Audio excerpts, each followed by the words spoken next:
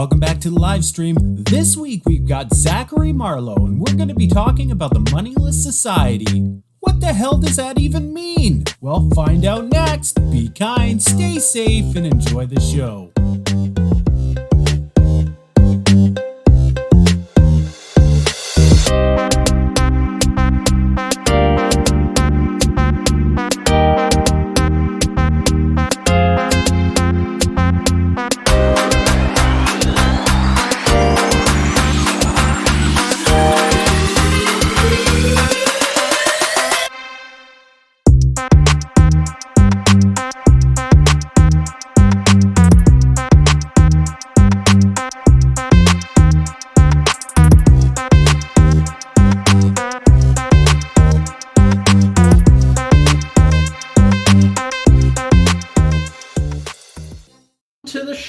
I'm your host, Daniel Sanderson, and we have a very interesting and exciting show in store for you. I'm gonna kind of outline what this guest is all about.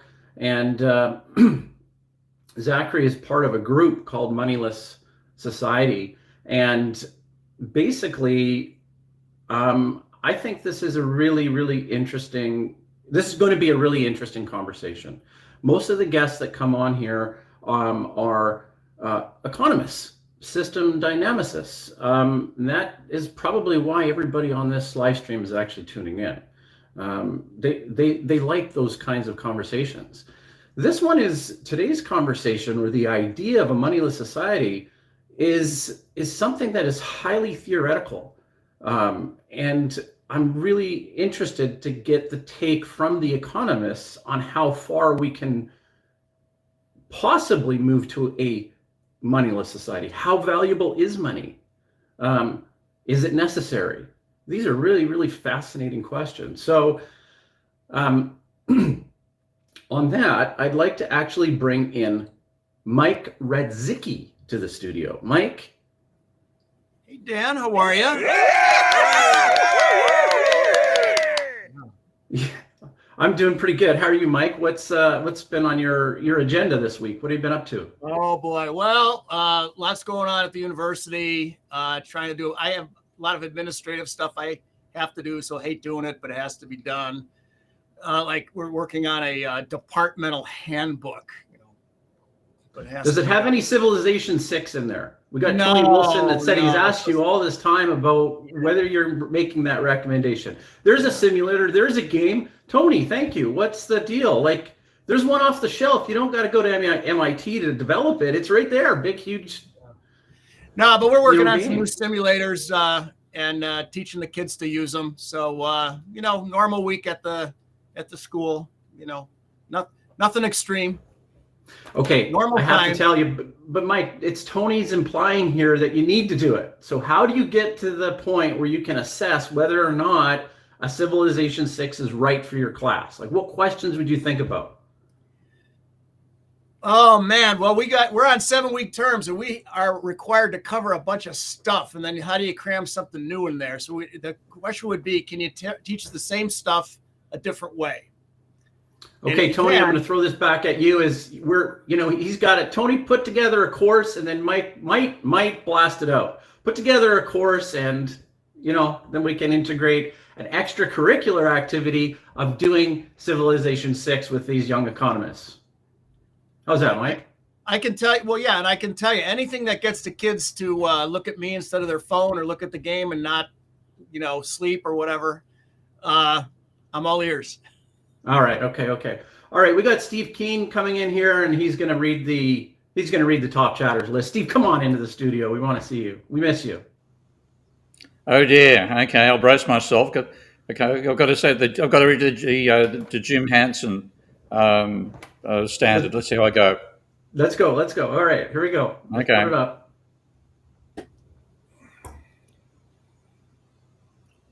Well, I guess while we figure out how to put them up. I know, yeah. Making it hard, I've got to make up my own names, have I? The list is longer. We got to go to the Here middle. we go. Okay, Bob Liori, Tony Wilson, Jura Jordan, William Turner, Rick O'Brien, Steve Fitt, Algo Rhythm, Douglas Dowell, Shahin, Winston Redford, Dregai, Jeb Castro, Tom Roberts, TR, Steve Fitt, Creative Global Funding Services. Owen Wall, Mr. Economics. Apple Expensive Doorstop, that'd be about right. Watagushu, Jeb Casto, Tom Roberts, TR, Migsy, Channel Math, D. Smith, Jeff, Wayne McMillan, Eva Lant, Larry Summers, John Watson, Christopher Dobby, Mr. Flibble, Morlingale, Sepha S, Danger Zone, Carlitos MMT, The Real Charlie Bucket, Mouse Envy. That actually makes sense.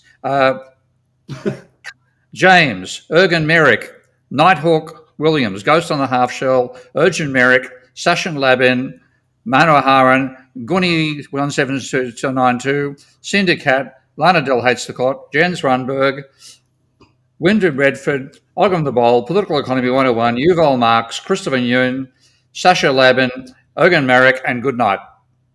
There we go. Question is, how many did I miss? I'm not actually sure. Winston Redford is a cool name. Is that somebody's real name? Which one? Winston Redford's kind of like Winston Churchill and Robert Redford combined. Yeah, kind of a cool American name. I like it. Okay, I want to explain something to everybody before we bring the guest on. I want to tell all the chatters that you may have noticed a little bit of a tone change, and we're trying to be more engaged. I want you guys to go all the way back to the first live stream that we did with Steve and Friends. Have a look at it. Look at how far it's come, the graphics, the interaction. I'm telling you, these are a talented group of people, and we've got a very committed Steve and Friends behind this franchise, basically, this endeavor. And basically what I'm trying to say is that we are improving every week. And so we want to have more engagement from you guys, but that's not not a truism of sorts. That's a real genuine request. And so what I mean by, let me offer a few suggestions for prompts. Why don't you guys in the audience pretend like you're in this room with us? We'd love to have you. You are with us. Have the conversation. Put in things like, did you think about this, as we talk about some things from theory, or we get into some technical explanations about economics. Might actually elaborate there that Ty told us last week we should treat it like we're in a pub. So we're one conversation at the bar. There's four of us chatting on, and you blokes and girls are overhearing and throwing in stuff from the outside, and we were going to try to respond to it rather than getting caught in sort of autodidact monologues, which was a temptation that academics fall into all too easily. Yeah, that's right. Go for Foster's, will you? Okay. Yeah. I can tell you, I do. In recent times, I've done a lot of expert witness testimony, and the lawyers say the worst or the most difficult experts to train to go to court and depositions are professors, because they feel the need to teach the other lawyer when they're being questioned. And it's like, you're not there to teach them. If they're wrong, they're just trying to trap you. Don't get into that. He said, but these professors, they like to just talk. And it's like, that's what we do, you know. Yeah. On the pub comment, Economics 1 lesson, things are appropriate given my accent. You're right, but I'm actually a very anti-Australian. I've never liked beer. I've only liked 2 beers in my whole life in travelling. Actually, I might put Guinness as a sort of 2.5 there. But I liked a beer in New Zealand called West, and some other beer also in New Zealand. But they're the only ones I've ever liked anywhere. I find beer boring, so I drink wine. That's what I'm not in Amsterdam. When we went out to dinner, you picked the best wine ever, and I was asking the other guys who were with us, what wine was that was so good, and none of us can remember. Damn, what a pain. You have to invite me back on all. I'll obviously choose the same wine again. Right. Well, it depends what you're eating, right? Depends what you're eating. One of my favorite is an old vine Zinfandel, right? A nice full-bodied red when you're eating some sort of like red meat, right? It's like, it is the combination. A heat on a deck would be something like a Chardonnay. I think, they say anything but Chardonnay. So yeah, I mean, it's very interesting. So I mean, I guess the question I was going to ask you, Steve, is I walk into a bar and I see Steve Keen sitting there at the bar, right? And more than not, if you were there and somebody saw you, you would have a glass. There would be a wine in front of you, or a beer, or what would it be? What do you think? Wine, or a some sort of spirit, and that's again if I'm not in Amsterdam, when it's something different entirely. Well, tell me about the spirit. What is the spirit? Like a Ryan Coke, and Oh, vodka, or... actually, there's an old friend of mine at university who my friend said she'd be a cheap drunk if she didn't like such expensive drinks. And I was responsible for introducing her to a Black Russian, which is one third Kahlua or 2/3 Kahlua and 1/3 vodka. So Black Russian, some Scotch on the rocks, that sort of thing, Drambuie, etc., etc. Oh, beer problem. The real Charlie is a cab man. Tony's got a point there. Sydney beer does suck. Yeah. Yeah. Okay, guys, I want to introduce the guest now, and it is really interesting. I think we can kind of take the conversation two ways, Zach. Well, actually three ways. We can go into debauchery and silliness, and he's actually much clearer than this. We'll just wait for his thumbprint to rub off or something. But anyway, so Zach, here's the thing. I went to your website and I watched the intro video on your YouTube channel, and it's quite an interesting one. It's an introductory video about basically everything that you guys are about, right? Because there's a team of you. There's a trio of you that are involved with this organization. And it's very impressive and it's very ideological at the same time, right? So it's, and I don't mean that in any kind of negative way. I mean, it's like, it is very big picture thinking. And I'd like to be able to say, hey, yeah, we can get into complete silliness conversation, or we can talk about the very idea of itself, right? Of this idea of a moneyless society and how to move towards a just and humane future for humanity, right? I mean, that might be a nice way to introduce it. Or we can talk about the actual validity of money and just get right to that with the economists. What do you think, my friend? What do you think we should do? Well, first of all, howdy, y'all. Welcome to the show. It's glad to be here, and it's always good to go on other people's shows. It's like going to a party where you don't have to clean up after yourself. I don't have to edit this. I don't have to do any of these graphics. Great to be here. I think you said basically we could take this in many different directions, and I want to answer that with a little sort of slogan we sort of come back to often in this quest for this, this world on the horizon, that many worlds are possible. And there are many answers to that question. Someone in the chat asked a very simple question. What is Moneyless Society? So Moneyless Society is an organization.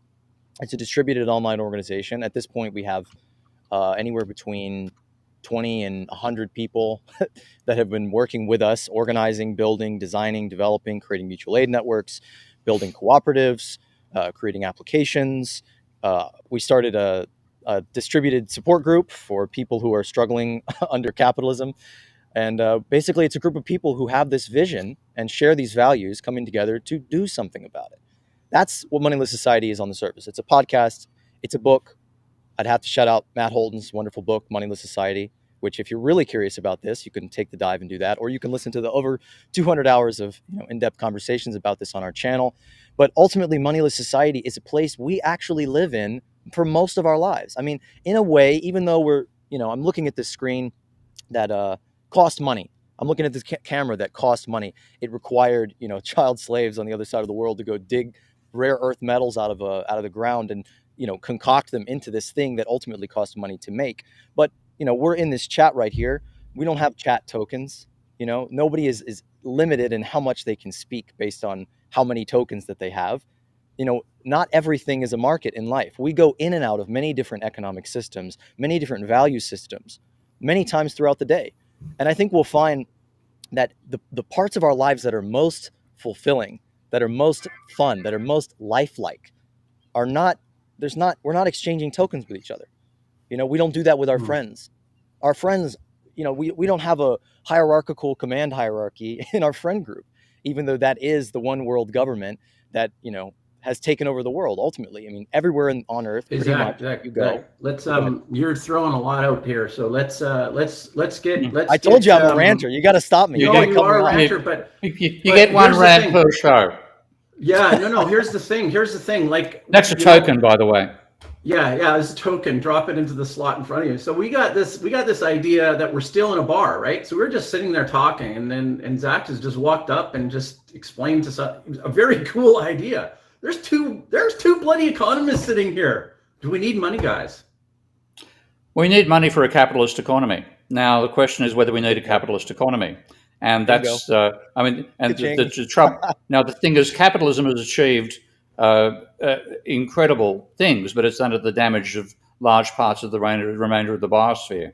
And that's why it's not going to last. I mean, frankly, I think capitalism's days are numbered in years, not decades, maybe decades, but certainly not centuries. So we're going to be facing ourselves in another society. Whether that's a decent one or a Mad Max one is hard to say yet, but you want to achieve a decent one. So tell us what you've got in mind. How would a moneyless, and not two things. How does a moneyless society work right now when you're embedded in capitalism? And what's your vision for a moneyless society if we manage to survive the collapse of capitalism?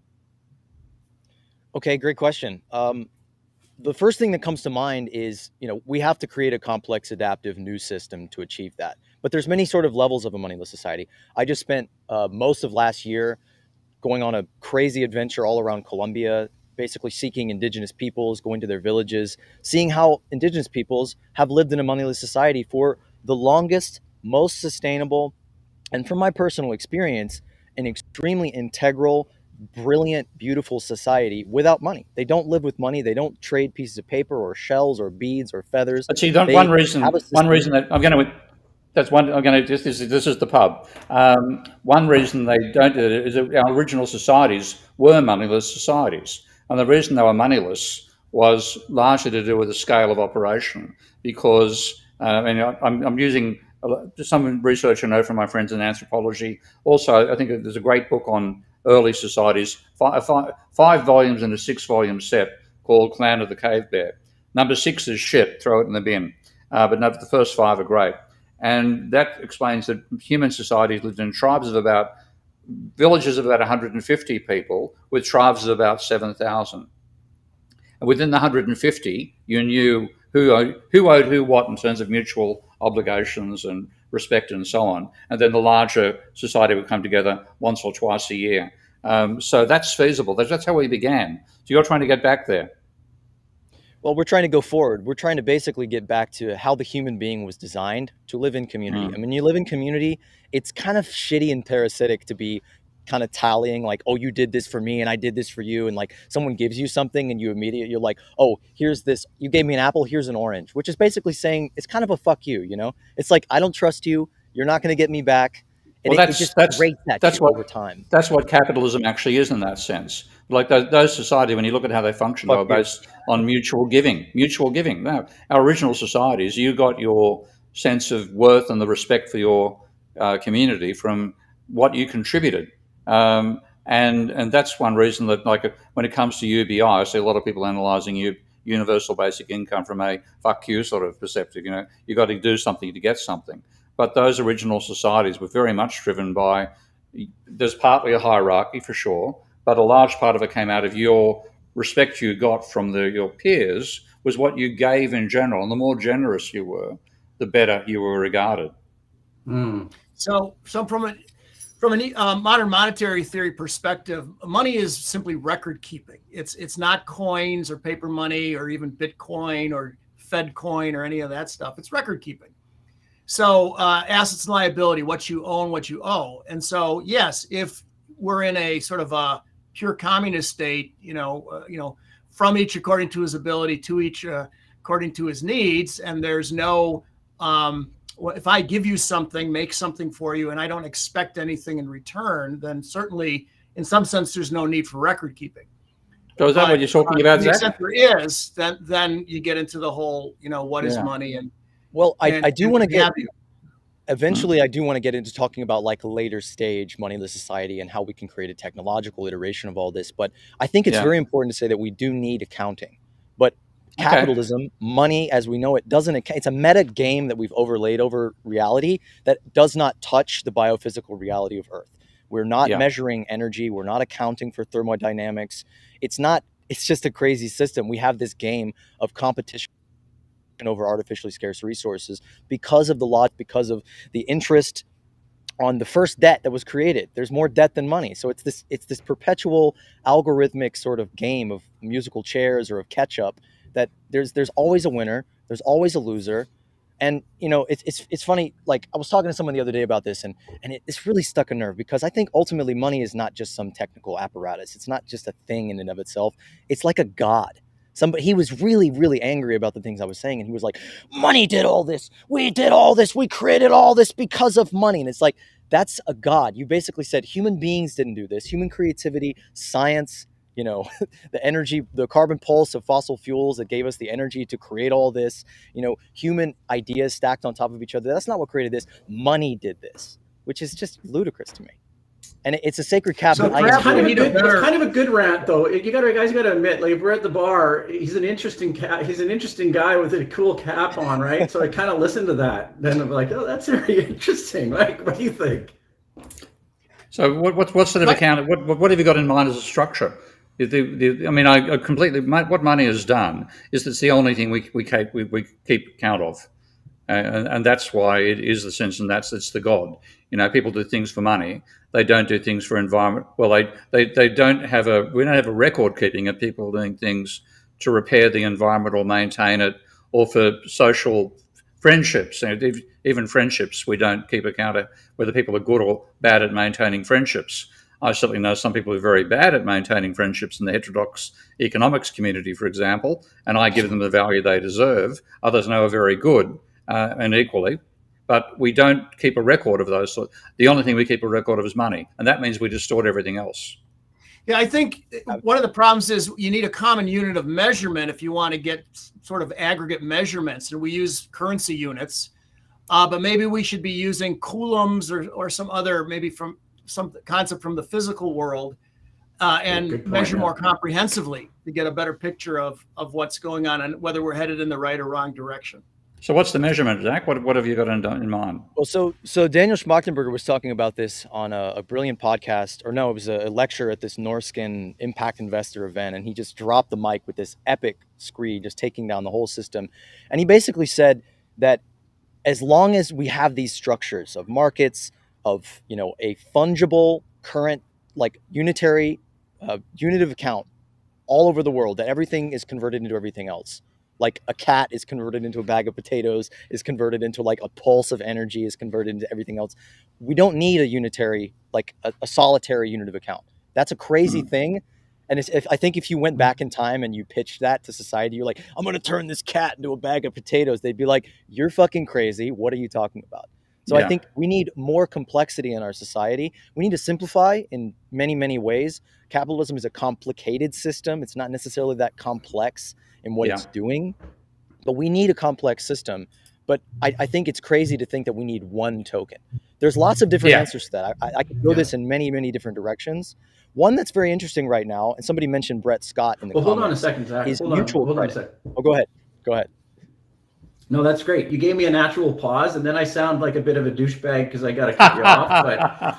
But it's like, our producer is a little bit of a Nazi, right? And I'm going to get flagged on YouTube. Yeah, he's a little bit. Yeah, he's already echoing in my ear, right? So he's like, if we do something wrong, yeah, he's like a Nazi. And I'm hoping that we get special treatment from YouTube, because that word is highly, I don't know what it does. Maybe we won't even be airing or something like that, like totally censored or something. But anyways, basically, guys, we're on LinkedIn, we're on Twitter, we're on YouTube. We want everybody to engage, hit the like button and that type of thing. So let's leave comments. Let's keep the engagement going. We love you guys. And back to Zach.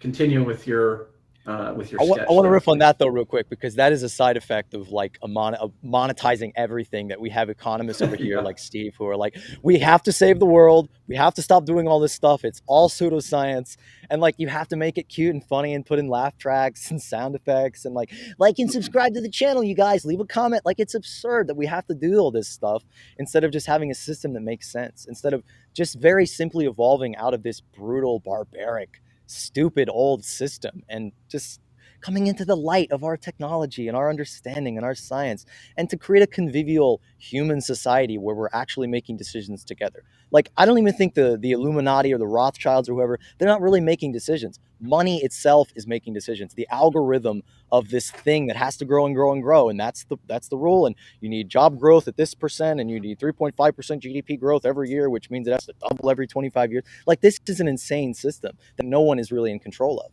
And I think a lot of economists, like I believe Hayek and a lot of the Austrian school, kind of like this. They're like, we shouldn't be in control of our system. It should be uncontrollable, which I think is just ludicrous. It's like deferring control of our world, that we as people can come together in groups and say, hey, here's how I would like my water supply managed. Here's how I would like the friend group managed. Hey, we come together as a group and decide where to go out to eat to dinner. We don't let an algorithm do that. So why do we let an algorithm decide like what we produce in society, who gets it and who gets the benefit of it? So I was thinking about something, Steve was kind of alluding to earlier to the fact that capitalism is kind of sowing the seeds of its own destruction, not to paraphrase somebody else who's quite famous, versus like a Schumpeterian view that there's creative destruction and there is a decline, but then the entrepreneurs the next wave of innovation will save us. But I think capitalism is a path-dependent system. Right. So you get locked in at some point. That's why we still use QWERTY keyboards. Right. There's a Dvorak keyboard is a superior layout, more efficient. Our manual typewriters don't jam anymore, but we still use, the old style technology because everybody's locked in. There's an installed base of these machines. Everybody knows how to use them. Nobody's going to change. I mean, nobody would start from scratch and do the United States tax code the way it is. It's insane. But it's evolved that way, and try and change it. It's almost impossible to change. So without a giant crisis, how do you get to where Zach wants to go? Well, we're in a giant crisis right now. Nobody's acknowledging it, though, because people are still making money off of it. And the system itself incentivizes crisis because crisis is good for the system because crisis means more profits. I mean, you can always make more money off of someone who's sick than off of someone who's well, et cetera, et cetera, et cetera. So long as that's okay in an episodic way, and episodic, that's capitalism makes money out of episodic crises. It doesn't make them out of systemic crises, and we're in for a systemic one now. And that's what you're going to get a chance from Moneyless Society. I just wanted to be rather more pleasant than Mad Max. Let's pull up this comment from John Watson. Are we locked into a set of states that only have a path to instability now? I think we are. That's my perspective. I mean, that's why working on the garbage that economists have done on climate change, and then seeing what scientists are doing at the same time, I think there's absolutely no chance of us evading monumental crises. And the fairly reasonable odds it'll be this decade, and the chance it'll be this year. We start to see truly catastrophic effects, and then we'll get the holy fuck moment. And so just fuck improve the Utri algorithm. That's it. Then we have to see what the hell happens next. But hell, could be what happens next. I have a question for our dear host, Dan, in his wheelhouse. Okay. The sort of society that Zach envisions, it's quite aspirational and it sounds wonderful. Is human nature such that we can pull that off, or are people inherently self-centered and greedy? I don't think we can. I'm being realistic. I think we're still apes. I just watched Napoleon last night. In 200 years, we went from X to Y in terms of technology, but in terms of base instincts and emotions and greed, and in a religious way, you call this the problem of evil. But if you also make the supposition that God is a manifestation of the imagination of an individual, then the problem of evil is within humanity. We're still apes. We're still tribal. We will still there's going to be another Auschwitz. There's going to be mass destruction and murder and that type of thing. So your point, Mike, about I think it's everybody in the show is going to be very sympathetic and helpful to Zach's vision. And I think, this is where I would say the Moneyless Society, I think this all has to do with thinking, right? So in a moneyless society, you're looking at that and you say, is it all instantly moneyless, or does it start to phase out in the beginning as an outgrowth, a natural organic outgrowth of virtue. I like right? Mandy, one of our viewers, has said that we were just all cavemen and women with cell phones. That's right. I would say That's cavemen right. I mean, were so much more what dignified than we were. But I want to answer that. I want to kind of fill in a list there. Yeah. You said that like the human nature, human condition, the human condition. There is no human condition. There are human conditions that shape our reactions. We are operantly conditioned to think whatever the fuck is going on in this culture we're born into is normal and right and true and the only way that things could be. So we have created this environment, or our ignorance has created it. Go ahead. Zach, we're not operantly conditioned. We are partially operantly conditioned. This is how B.F. Skinner was proven wrong. So it's like a pretty widely understood thing that we're not solely determined by operant conditions. Otherwise, we would call your initiative Walden 3. But Mandy also points out that Rita Rudner, the comedian, says men are bears with furniture. But I think your point is that original societies were far more sophisticated than the society we have now. You had much richer social interactions, and you can really see that when you look at American, I hate using Indian, but Native American dialogues when they were confronted with European civilization. And they were far more sophisticated and philosophical in their way of thinking about both their own relationships with each other and their relationship with nature than the Westerners were. And they quite rightly regarded the Westerners as barbarians. Yeah. Hey, Zach, would you do us a favor? Could you tell us a little bit about how you make movies and what you're up to and where you're going to release them so we can watch them and so forth? That's a great point. I want to go back to one little point though about the environment though, that basically we create environments and the environments determine how we behave. By and large, you take a baby, you raise it, take it out of its environment. Say you take an American baby, raise it in the indigenous village, in South America that I was just in. It's going to have different values, and its values are going to be good generally. I mean, quick shout out to my indigenous friends. That ties into the movies, but indigenous people make up 5% of the population, less than 5% of the population, and protect 80% of biodiversity. And I've spent time with them. I've hung out with them. I've gone on quests with their shamans. They're incredibly dense, brilliant, sophisticated, high-level thinkers. Everyone in their society, intelligent, well-fed, well-spoken, thoughtful, participating in society. We can't imagine that. We have a society of idiots because it's designed that way. It's supposed to be that way because you need people dumb enough to accept these conditions. So movies, that's been my passion for a long time, my dream, my vision that I was never able to do in the way that I wanted to because of money. I wanted to make, highfalutin, high concept fantasy, science fiction, horror films, and just kind of went through a series of calamities in my life, fateful calamities that had me break apart from the society that I was in and go into a rambling, hitchhiking, meandering journey through life where I started making films on my phone as I was going, and basically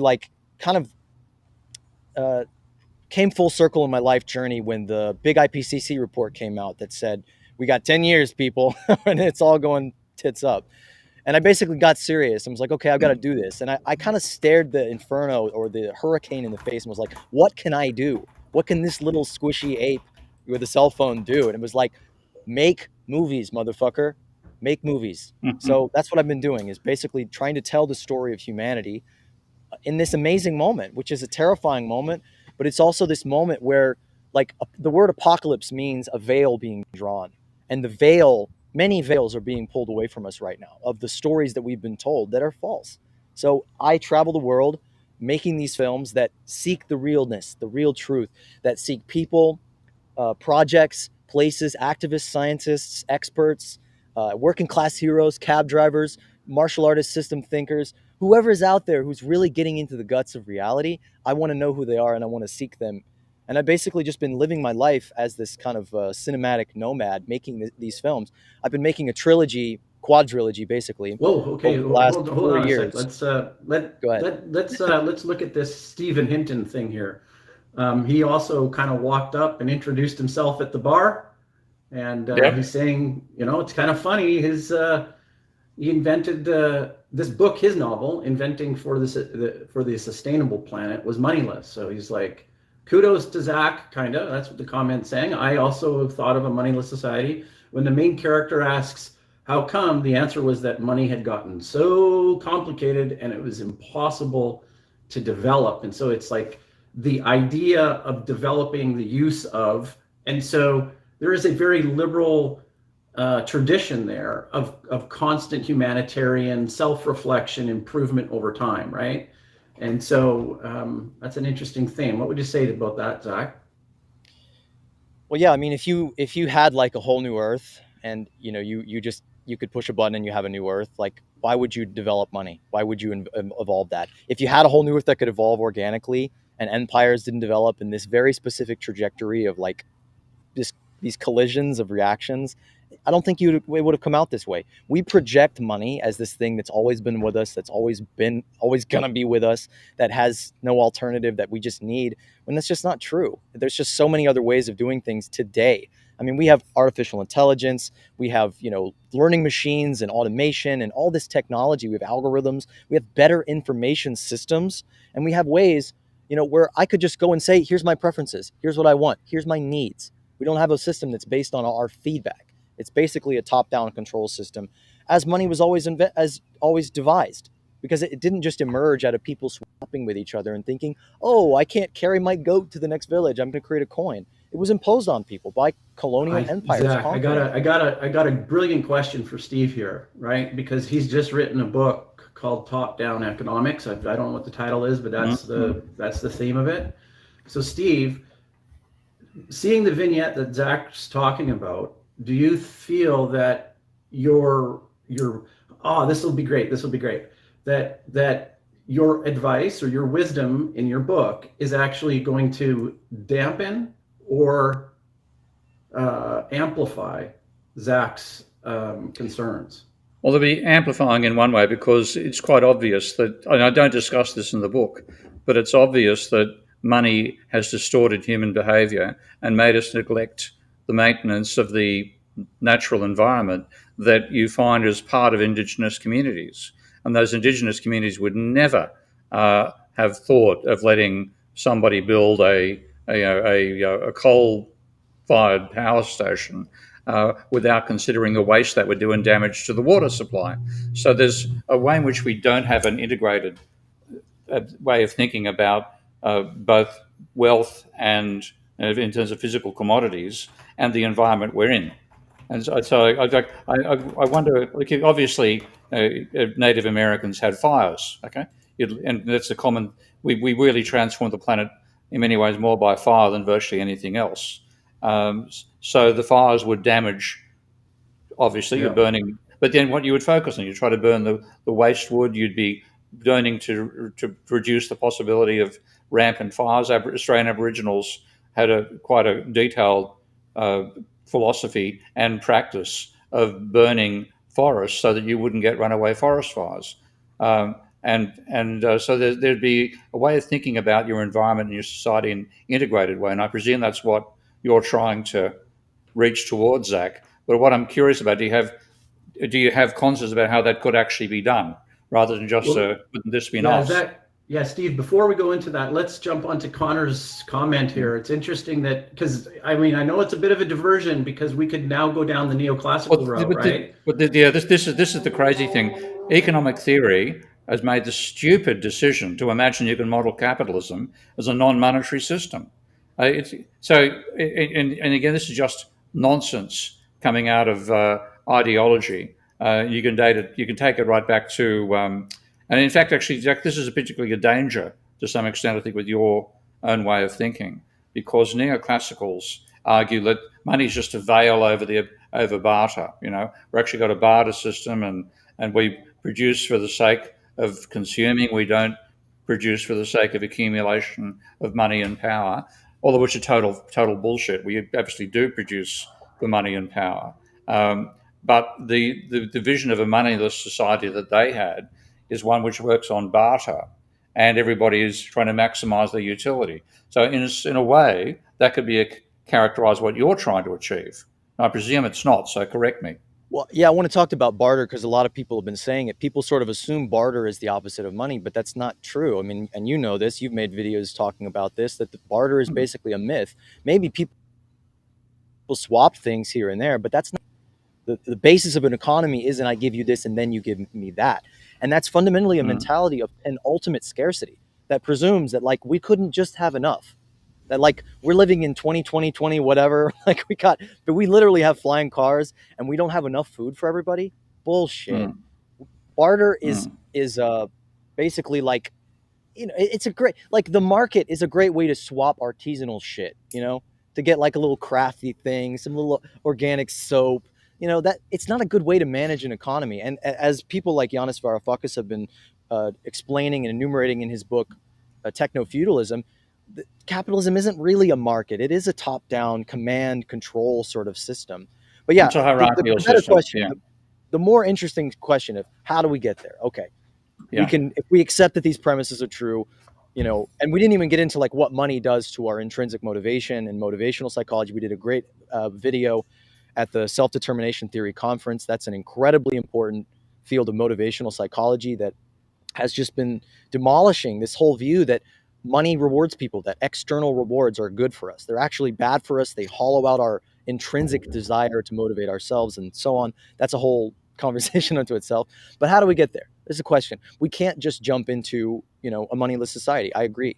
I mean, even though we're living and going in and out of a moneyless society all the time, and all the most meaningful, you know, relationships in our life are based on the relationship.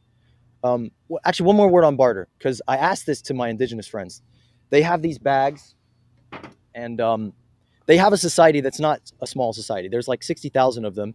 They have villages that are scaled in sort of this kind of fractal way where each village is its own domain, and they have an internal coordinator for the village. There's not like a hierarchy or a boss, but they do have wise people. Everybody participates and contributes, but they have this system that scales very well because the village is its own sovereign domain.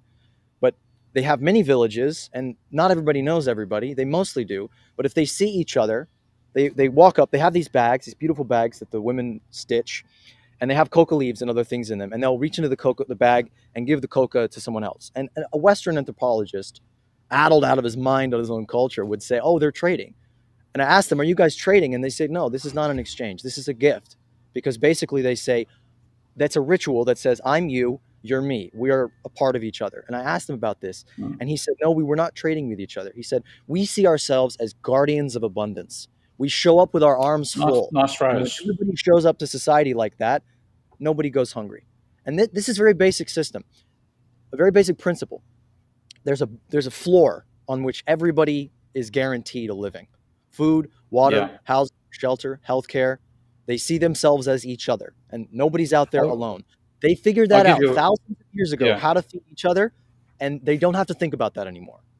That's actually, I've mentioned a couple of times on the show, there's if you can get access to documentary tapes for your show, there's one I'd recommend from the Australian Broadcasting Commission. At least 20 years ago, I would have seen it. And what it had was a group of Solomon Islanders who were brought to Australia for a sort of cultural experience to see what urban life was like. And what happened was shortly after they arrived, they walked past a homeless person and asked their host, what's that person doing lying on the pavement? And he said, oh, he's homeless. They said, what do you mean homeless? And they said, well, he doesn't have anywhere to live. And they're just totally incredulous. What? People don't have somewhere to live? With all the wealth you've got, we'd make somebody a house if their house got burnt down or blown over by a storm. We'd make them a house. What the hell are you doing? And then what's happened? The Solomon Islanders formed a charity to raise money to reduce homelessness in Sydney.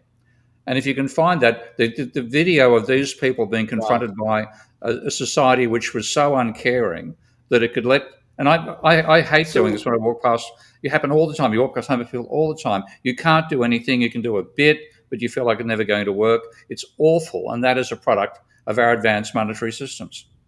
So in the US, you know, kind of what we're talking about in terms of a society is the Amish people who, when their neighbor needs a barn, the whole community comes together. Women make the food and the men put up the barn, and they're not paid to do so. It's a community thing because one of our families it has a need. So let me drawing upon what Steve and Zach were kind of talking about before. If there's a collapse, if this capitalism has sown the seeds of its own destruction, if there's an environmental calamity or what have you, and by the way, the sustainable development folks don't really call it sustainable development anymore. They call it resiliency, right? That the crash is going to come. It's just a matter if we spring back up fairly rapidly or we're wiped out for decades. That might be the time to break out of a path-dependent, locked-in system when there's a collapse, there's a big calamity, when there's a crisis. So let's thought experiment. Let's say there was one. Where do we begin to make a moneyless society along the lines that Zach has thought about? Well, that's actually a great setup, because whenever that happens, whenever there's a hurricane or a flood or a fucking major earthquake, money is the first thing to go out the window. You don't ask, can we afford it? Can we pay for it? And there's a great book called A Paradise Built in Hell that's about all these instances of like disaster collectivism, where we assume shit hits the fan and everybody goes Mad Max and starts cannibalizing each other, when that's actually not true. People become cooperative. They check in on their neighbors. They work together. They band together. They say, okay, let's make sure we're all in it together, because we realize that we kind of come out of our dream. We snap out of it when bad things happen, and bad things are happening. We're just not recognizing them. So I want to address some of the haters in the comments. Someone said, it'll never scale though, or he wants to go back to living in caves. And it's just like, no, but I want to go back to a society that makes sense. I want to actually have a society, which we don't have right now. And on the question of scaling, there's a place called Rojava in Syria, very poor country, being blown apart right now. There's also a place in Chiapas, Mexico, where people are living anarchically without a state, without a central system, without a capitalist system. And in Rojava specifically, they have a system called democratic confederalism. And basically, it's a scaling system where it starts out, you're in your neighborhood, you have a neighborhood council to decide, okay, how do we figure out our water system? How do we figure out our food system? They make decisions for their own neighborhood. Then it scales up to the town. Then it scales up to the city. Then it scales up. And this is exactly how the indigenous peoples that I've encountered do it. They have coordinators that go between the villages to make sure everything is in line. Those coordinators are not like a politician, that they're not a fixed position. In Chiapas, they're all recallable delegates. There's no fixed political position. So it's like we could have a system. We don't have to figure it out for the whole of society all at once. That's a delusion, because we don't have a community. We don't have any community. We don't have a global village. We don't have villages anywhere. So it's like we figure it out at a manageable level, at that Dunbar scale, at the village, at the community. Yeah. And we scale it up and we interconnect those scaled, principled sort of fractal, like autonomous zones, where we could have this system that scales out to great complexity, where ultimately we want to be managing not states or lines or borders on the map, but our bioregion, our water table, our ecology, where we work together in our community, and our community works together with other communities, and that community works together with other communities. Gee, imagine that. We solve problems together. But we don't have to, it's like, I'm not, positioned from where I am here in California to make decisions about what's going on where Steve is in Amsterdam, or wherever you guys are, or in Australia. It's like, why do we think we have to scale a system that works for the whole world all at once? Conditions are different. Weather is different. Growing conditions are different. People are different. And it's like this idea that we have to get it all. It has to be all one. It has to be one token and everything has to exchange. It's just neurotic. It's just neurotic behavior of a people who have been atomized into the individual preference seeker. Congratulations. It's actually a good question just came from John Watson there, though. This is actually, how would you manage global CO2 with that system? Because there are things which, whether we want it or not, and we work on local scales, that's true. Okay, that would be preferable. But the local is global when we live in an atmosphere. Well, that's the bioregional restoration movements around the world that are growing up right now are the best answer to that question. Well, first of all, stop polluting to begin with. Stop extracting the Earth's resources and, exploding, petrochemicals to turn them into bullshit so that people can buy them to scratch an unsatisfiable itch of, the hollowed out well-being that we have, so that they can turn it into money. But there's also, at the same time, we've got to, I think one thing which we obviously have a higher level of energy per head and a more comfortable physical environment now than 150 years ago. And so, but that, I mean, is it feasible to imagine?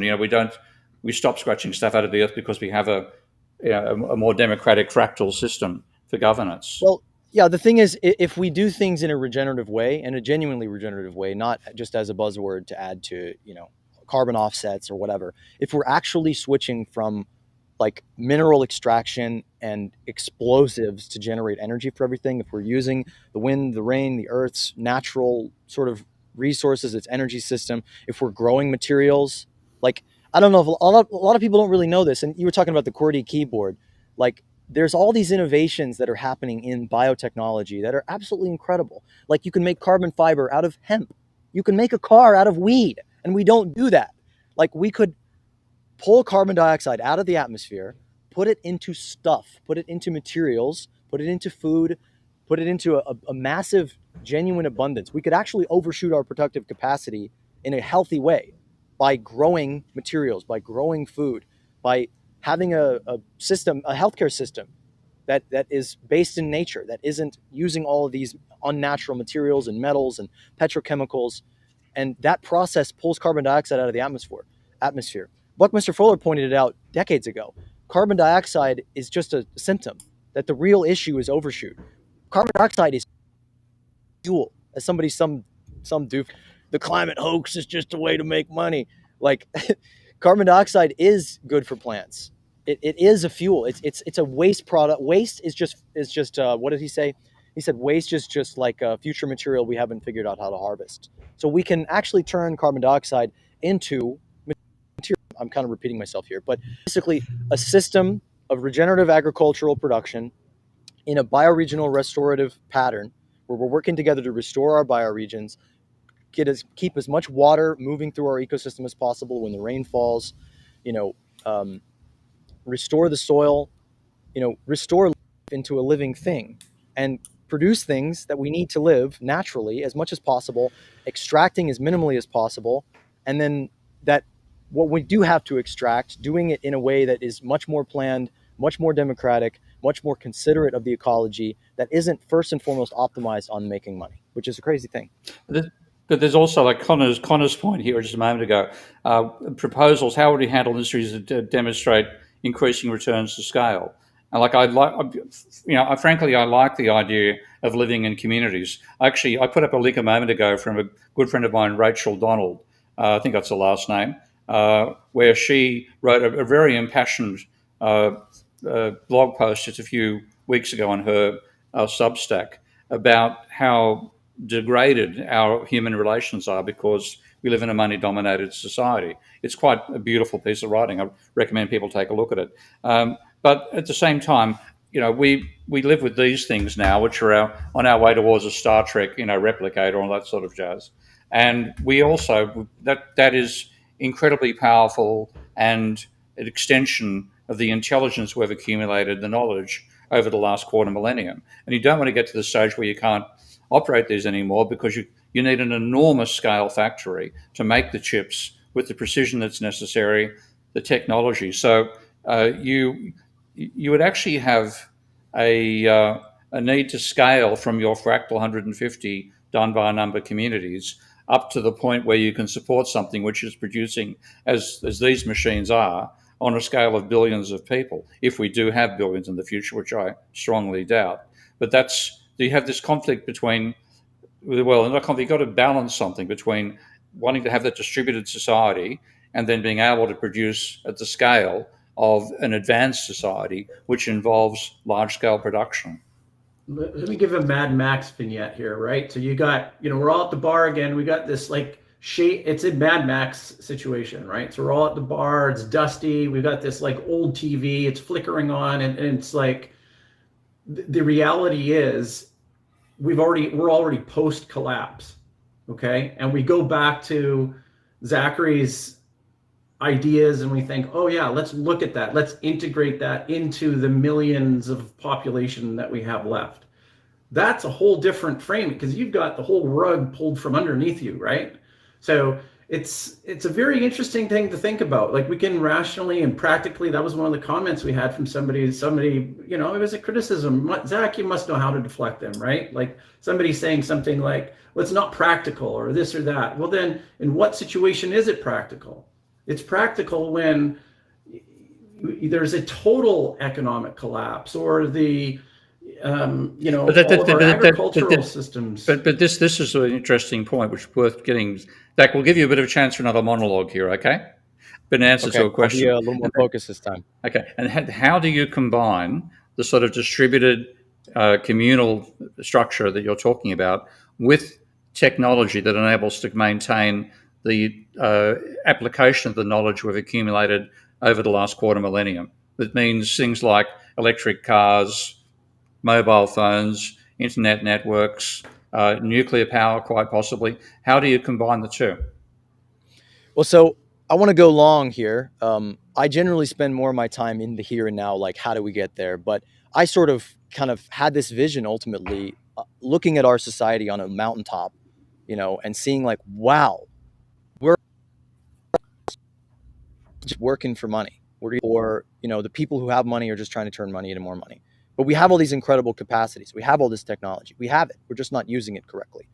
And one of the visions that really inspired me when I kind of realized that was Jacques Fresco's vision of the Venus Project, which is an incredibly brilliant engineered, designed blueprint for a viable society, a viable, moneyless, high-tech society that far surpasses the technological capacities and the quality of life enhancements of the average person, that basically the average person in this world, in this society, this perfectly designed circular city with quadrants that sort of continue to sort of reflect on each one, so they're maximum efficient. People have housing.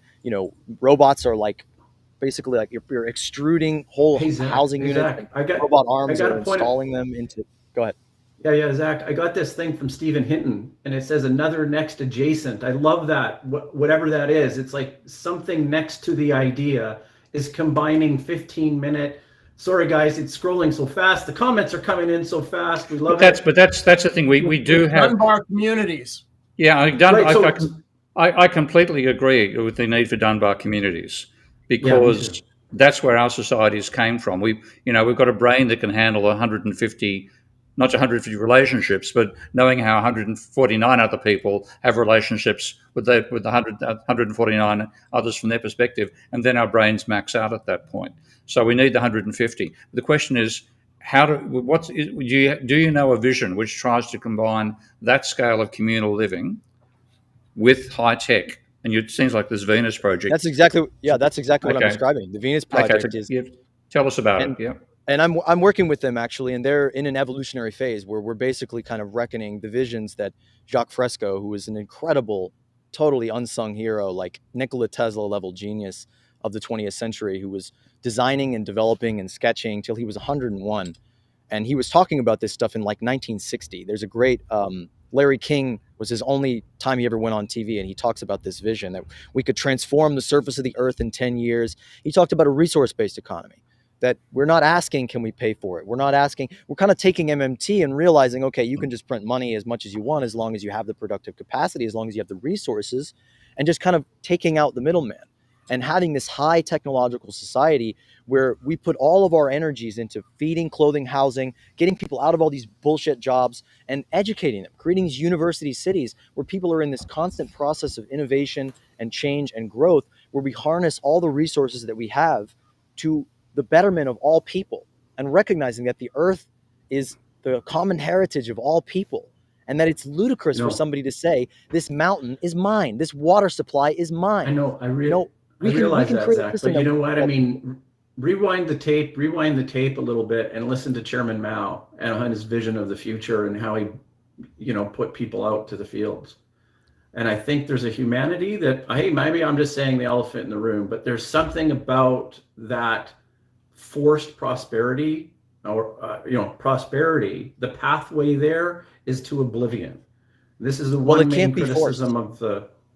It can't be forced, and I have a lot of criticisms for Chairman Mao and all authoritarians, that they created a system where a small group of people stood above other people and told them this is what you're going to do. And that's just not how if I could switch a button, that's not how I would do it anyway. Anarchists have said for a long time, you can't force people into a better society. You have to bring them into a process where they are evolving and co-creating and developing that process themselves. And we want to free humanity to free themselves. We don't want more bosses, more leaders, more totalitarian dictators. We want less of that. And a system where the more tokens you have. Zach? What about readers? What about what? Readers for like top chatters, because you're next. You're going to read the top chatter list. Oh, you want me to read Go the ahead, list? Zach. Okay, Zach. Yeah. Bob Lior, Tony Wilson, Evolved. Algorithm, Douglas Dowell, JD, Shaheen, Winston Redford, Degradai, Jeb Casto, Tom Roberts, TR, Thomas Darlington, Botched Mandala, Jens Rundberg, Lana Del Hates the Clock, Syndicate, Gunny 1972, Monaharan, Ghost on the Half Shell, Nighthawk Williams, Musenvi, The Real Charlie Bucket, Sapir S. Morning Gal. Well, you guys have a lot of listeners. This is cool. John Watson, Larry Summers, Jeff D. Smith, Jordan, William Turner, Rick O'Brien, Steve Fitt, Creative Global Funding Services, Owen Wall, Mr. Economics, Apple Express, Doorway, Expensive Doorway, Water Gushin, Mitski, Lorando Kolsov, Stavros Karagiorgos, Winston Redford, Ogham the Bold, Political Economy 101, Yuval Marx, Christopher Nguyen, I'm running out of funny voices, Sasha Labin, Ergun Merrick, oh, I'm so close, James, just James, plain and simple, Carlitos MMT, Danger Zone, Mr. Flibble, Christopher Dobble, Evil Ant, Wayne McMillan, and Channel Match on the Steve King and Friends podcast. He took I us. love the accents. Yeah, he took us on. Okay, so let's recount that. He took us on around the world. He was in California. I was trying to do Steve. I hope that wasn't an insult. Yeah, no, well, okay, but in California, then he jumped to Australia, and then he went to Arkansas or somewhere, right? Russia. Georgia. I'm from Georgia. I'm not from California. I'm a real Southern boy. I'm a normal American. That's I knew that. That one. Okay. He brought it back home, and then he went to Russia. Well, we got Sweet Home Alabama, have we? You did have a Sweet Home Alabama. I want a little note about the good old South, because my old man told me when he was growing up, they had a powerful sense of community in their small town in Lincoln, Georgia, and he talked about how their dad would get them up in the middle of the night and they'd go pull hoses to put somebody's fire out, or they'd help people pick corn when they were sick. People did things for each other and they didn't do them with money.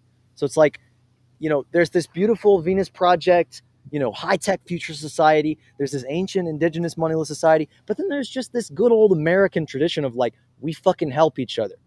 We're decent. We care. We do things because we're connected to a society and a community, not just because we're getting a token out of it. But Zach, how am I going to pay somebody to mow my lawn then? Well, if you pay somebody to do something they don't want to do, you have to figure out, you got to think like Tom Sawyer. You got to get them to want to do it. That's the whole self-determination theory, motivational psychology. You don't control somebody with a carrot and a stick. You create an environment where they want to motivate themselves. The whole money chip system, the whole taxing people to create demand for a currency that makes them have to do what you want. It's a controlling society. You want to talk about Chairman Mao and his, controlling authoritarian society. It's an authoritarian society where you're saying, for you to live and breathe and eat food and have a house, you do what I tell you to do. We live And in on that note, authoritarian. I'm going to do what Ty would have told Dan to do. Make sure you hit the like, subscribe, and notification buttons for the Prof. Steve Gene channel. Okay. So And there's a leave growing comments. community. There's a growing community, certainly in the United States, and I think internationally, of a group of folks known as preppers. Oh, yeah. And they used to make reality TV shows about these people, and they were seen as kind of weird, but it's becoming much more mainstream right now because there are people who fear the collapse of the system. And if that should happen, what are you going to do about it? And I know quite a lot about this, perhaps more than I should, because I'm a ham radio operator. And the preppers are, when the cell towers are gone, when the internet's gone, they're going to use ham radio to communicate. So the preppers, I'll try to characterize quickly what they think, their mental model. And the first thing is, you've got to think here's all the stuff you got to get, the categories of stuff from, communications, food, medicine, and barter items and what have you. You can't do it alone. So you have to find a community, but you have to make a group of people who have the right skill mix optimally to satisfy everybody's needs. Somebody should know about medicine. Somebody should know about communication. Somebody should know about sanitation and all that stuff. And then they say there's really going to be three groups when it hits the fan, or a world without law and order is what they call it. When that happens, there's going to be three groups. There's going to be the preppers who have prepared. There's going to be the people who didn't do anything and they're screwed. And then there's the marauders, the Mad Max types. And they just say, we don't have to prep because we're just going to take the stuff from the preppers should this day ever happen, right? So the point is, the people who, at least in the US, who really are thinking hard about this and are really doing stuff proactively, don't see the world as a communal place where we all cooperate. In fact, they talk about, hey, you got to learn to cook this way so the smell of your food doesn't go down the street, and then your neighbor who didn't bother to prep comes at your door and you got to turn them away because you don't have enough. So great it's a very point, Mike. This is great. It's like, and Zach's going to respond, but I think the thing is, Zach, like, take this all in the most helpful way, because you're looking at people that spend a lot of time on this kind of theory, and I sense there's a lot of like, this has got to be a flexible, open system to try and take into account some of the things that might be pitfalls, right? Like you mentioned, you bring the comparison that it's not a Mao thing, so it's not a top down. So whatever it has to be kind of government, governed, kind of like it just, to me, it sounds like an anarchist society, right? With some sort of like undergirding support, maybe, right? So would you see it that way? Yes, and I'm kind of like, I feel like maybe I'm stammering a little bit, or I'm like kind of rushing through the monologues that I'm trying to do, because there's just so much detail. There's just so much intricacy in this. It's like trying to explain, like, how would a moneyless society work? It's like explaining how the Apollo rocket works. It's extremely complex. We have thought through so much of this, from the long term, like how to use automation and AI and all of these, new information systems to create a new system. And then what we're working on really now is like the here and now. How do we create that movement to not fear collapse, but sort of take it for granted, like it's already happening? Like a society where people can't afford food and housing is a collapsed society. I'm sorry, but that's a failure of a civilization. And we have to kind of take that for granted, that politics is probably not going to catch up to us and save us, that we have to save ourselves. We have to actually think, in a way like the preppers, but we're not prepping for some shitty, world where, this idea that there's no society, and that we have to compete for everything, and that we could never have enough just because like the grid collapsed.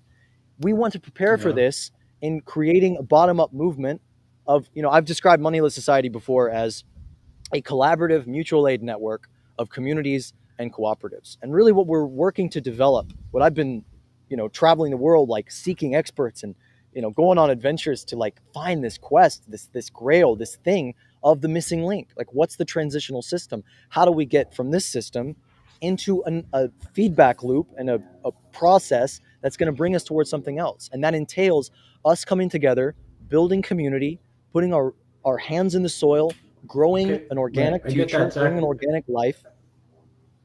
What? So let's look at this, the first two things that you said, coming together, right? And I think it was coming together and, putting our heads together or something like this, right? Like,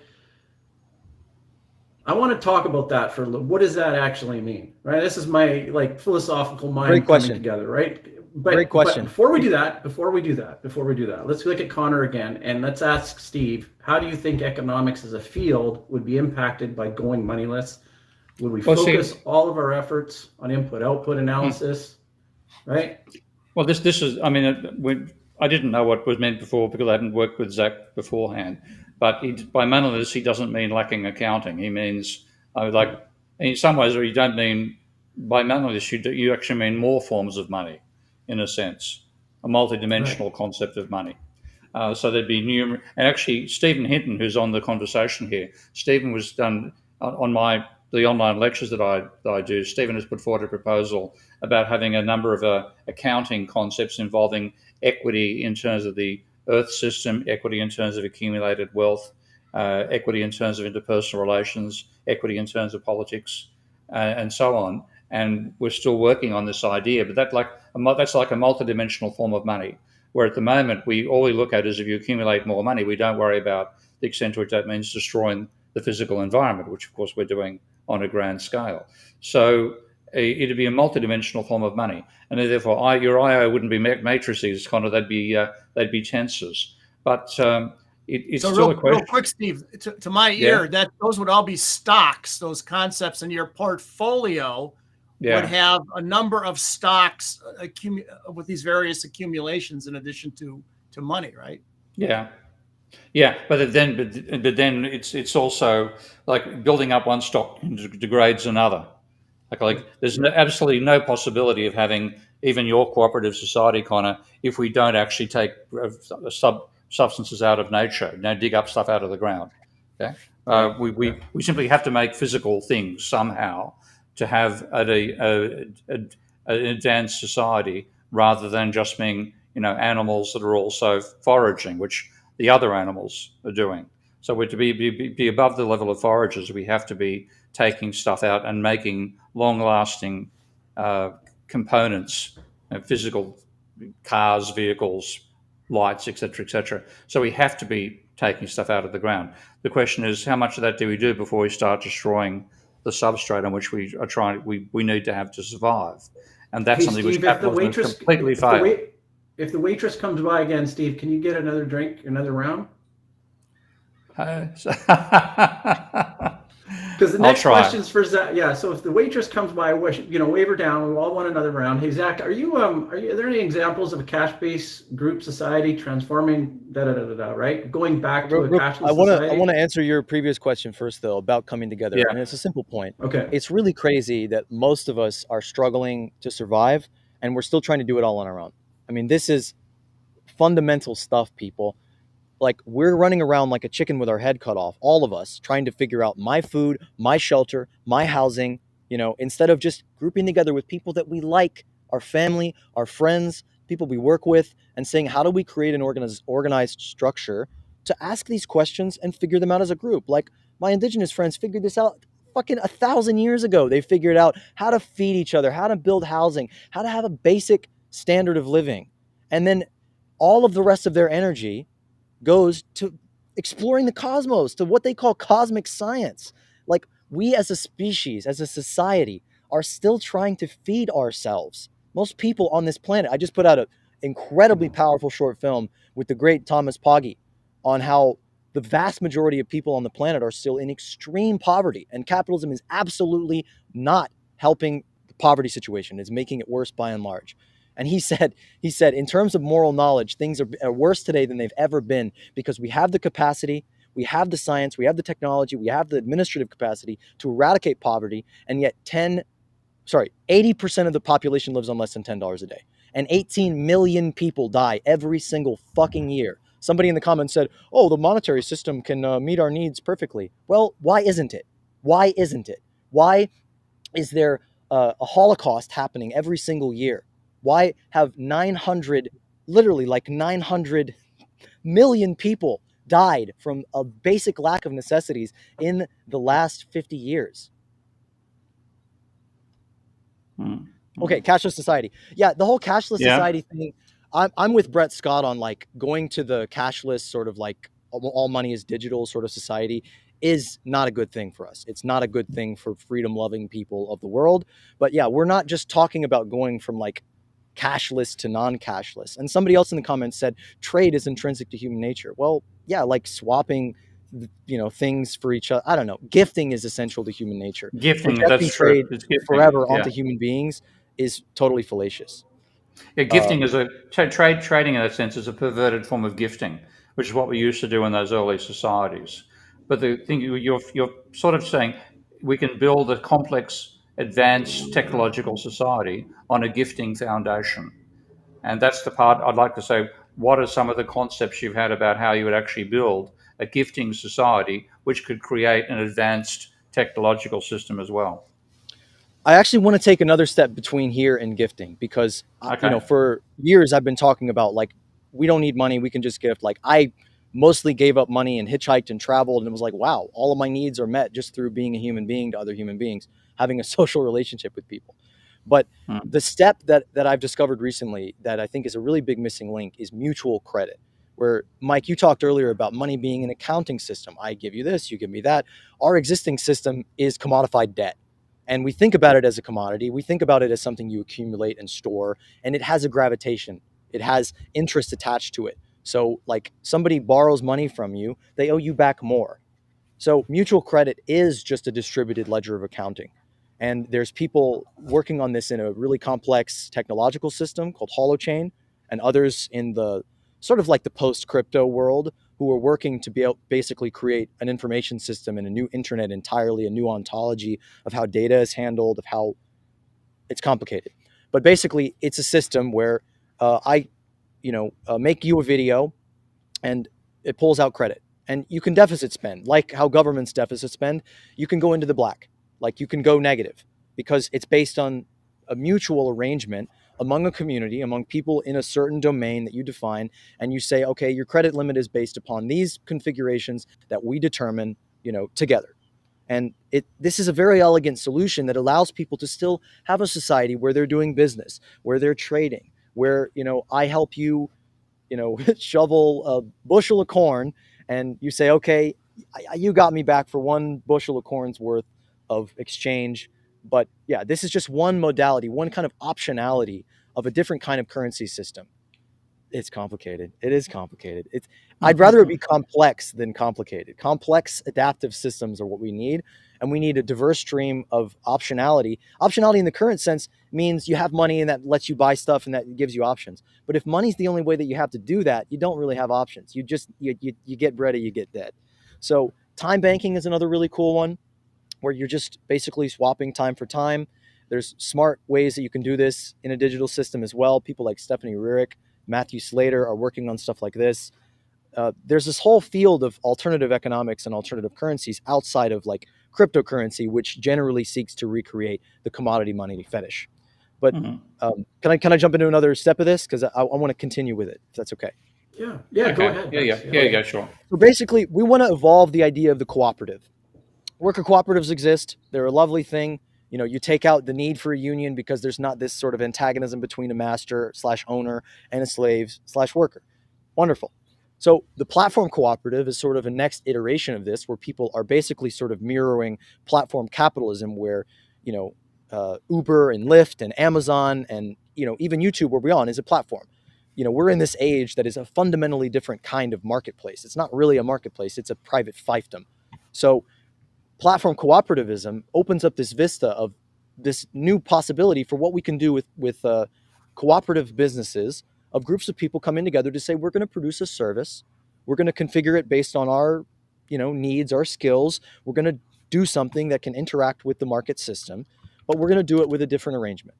And within that arrangement, I believe, and I'm theorizing and trying to build systems where people can motivate themselves differently with different ownership arrangements, different staking, different ways to incentivize things, different forms of accountability, and different currency systems, where if you had a network of cooperatives that have a mutual credit system, that have a time bank that can, spread across, that have a sharing economy. We like the idea of an open access economy where it's a very elegant solution for, instead of like this everybody owns one of everything sort of scenario, which keeps us all poor overall, except for a small group of people who hoard all the stuff. You basically have this kind of library economy where we all have access to a way more stuff than we would before, and we just basically share it. But so basically, yeah, you have this this new sort of cooperative umbrella where within that domain, you have a different currency system, a different sort of economy, but you're still working to produce things in the market that you can then interface with the existing system, so you're not stuck. And the intercooperative, where all of these different nodes in this network are connecting with each other and basically seeing, okay, we're going to create a supply chain between ourselves. We're going to share workers. We're going to share protocols. We're going to share, our HR department or our marketing department. Zach. Hey, Zach, that's fascinating, actually. I mean, building on your idea of an anarchy, there's such a very structured theoretical organization to it. It's quite interesting. It's very interesting. Malatesta said anarchy is organization, organization, organization. Yeah, it's like the beauty of randomness, right? It has a characteristic to it. So anyways, that's interesting. And it's So I got something here. It was from the Twitter X, directed at Steve. I'd like Steve to take a crack at this one. From Citizen on X. Cuba used double money, one for external transactions and one for internal. Could this work in terms of internal but not external debt? Borrow from itself for the internal investment, but not borrow for external exchange. Are you following the intent of what? Yeah. I mean, that's partially what we actually do anyway with a functional capitalist society. You got your domestic money, and then you got to convert, unfortunately, into American dollars for exchange with the others. Cuba to me, I visited about 8 years ago now, is a manifestation of Janos Kornai's critique of what he called a supply constrained economy, because everybody is, it happened because most socialist economies were developing economies. So you had a huge need to industrialize everything everywhere all at once. And what it meant was, when you're doing a plan, every sector deserved to get more than it got. Therefore, every sector was constrained in the resources it had to work with. And therefore, particularly also when you had centralized production. So, one car company, one steel company, et cetera, et cetera. What it meant was the easiest way to come close to fulfilling your plan, and almost every sector failed to fulfill its plan. The best way is just to produce what you made last year. Innovation died, in other words. And then what happened was, because you had a shortage of inputs, you had a shortage of outputs, people would be paid money, but they couldn't get the goods they wanted. You had people waiting years for a television set. And I have an ex-girlfriend who was supposed to wait 10 years. She managed to jump the queue by going to America. That's a Romanian, not a Cuban, but I know this stuff actually happened. And when I was in Cuba, I saw the classic manifestation of a joke that the Soviet people used to make about the Soviet system. That they pretend to pay us and we pretend to work. So there was one day when I had a meeting cancelled, and therefore I had a free day. And I thought I was about a couple of kilometres from the beach, so I thought I'd go to the beach. And there was a tourist section in my hotel with 3 women sitting at desks parallel to each other, facing a wall.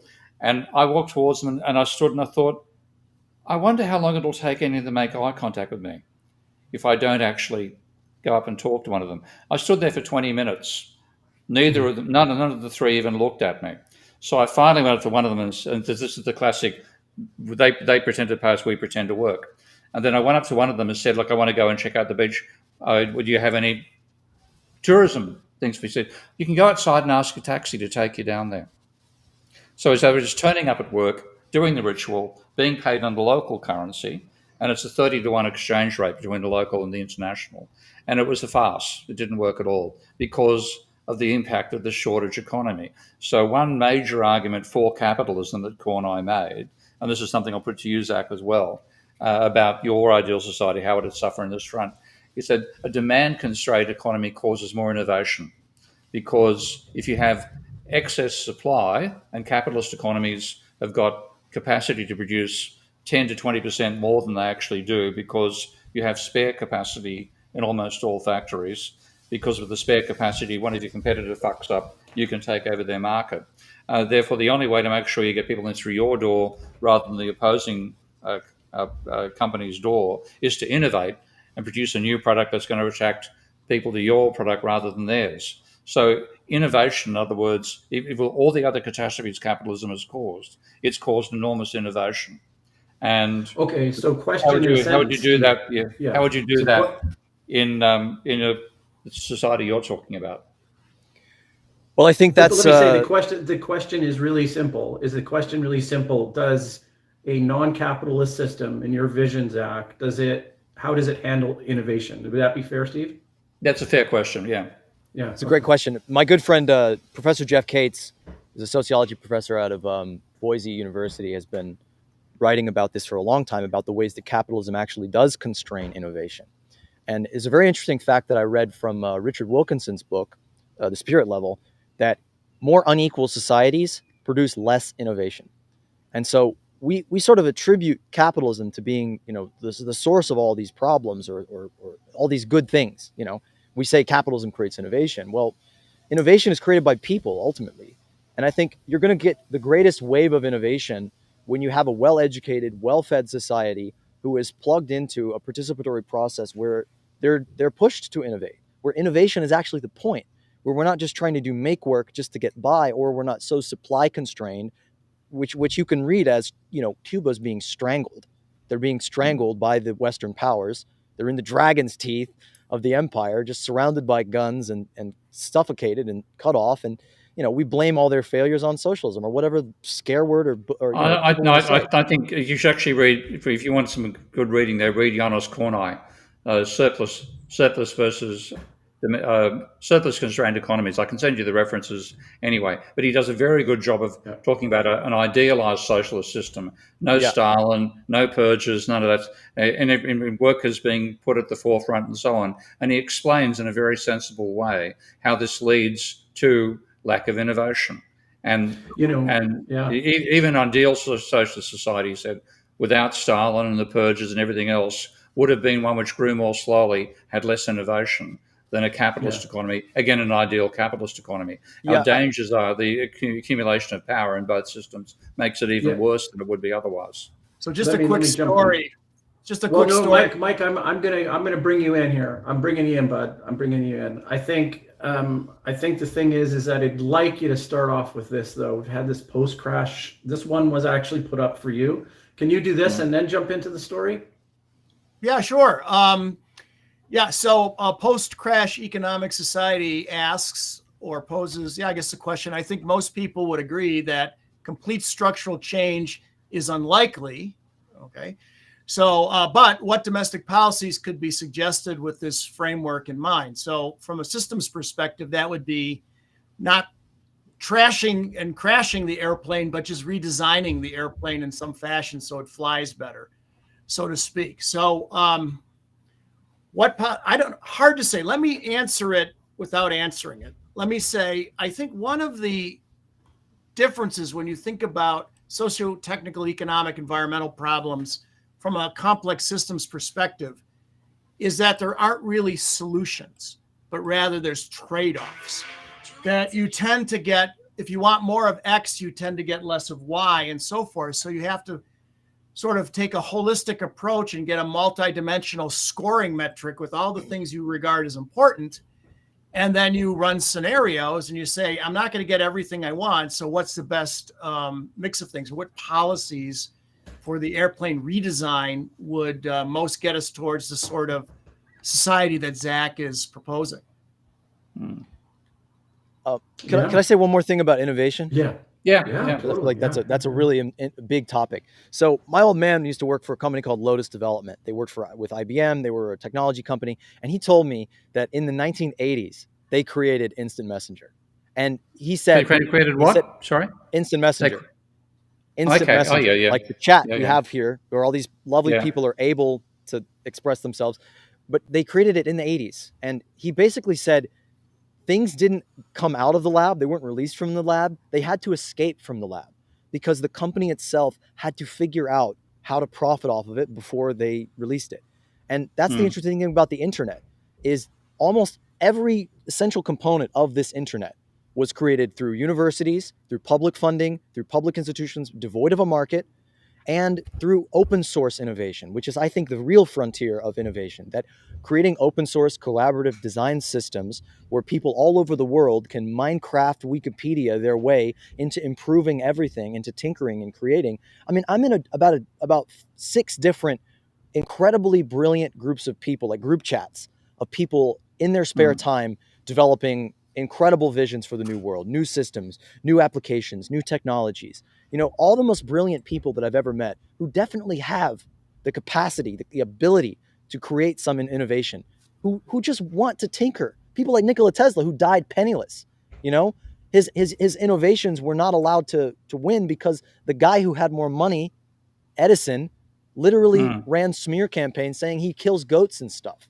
Like, the market system is a constrictor of innovation in so many different reasons. I mean, we could do a whole show about this, but I just want to say, I want to invite people to ask these questions of themselves before they just ask me as if this is my moneyless society. Because, we have to evolve outside of this system. We have to fundamentally change our paradigm. And all of us have to build this system. We need to tap into all of human creativity outside of these closed off demands and laboratories where good ideas have to fight and struggle to survive, and participate together to actually tap into our collective intelligence to solve these problems as a group and share those innovations. And then we can improve on them. Where you're at right now, you're just on a hill in Malibu, like you say, the hippie part of Malibu, right? Okay. Yep. So down the hill or close by, there's going to be, Charlie Sheen's house or whatever, right? Like some really, really posh, expensive Hollywood superstars in Malibu, right? Okay. So how do you get their wealth? They're millions and millions of dollars. Like, I mean, I don't know. It's unconstitutional to strip people's money from them.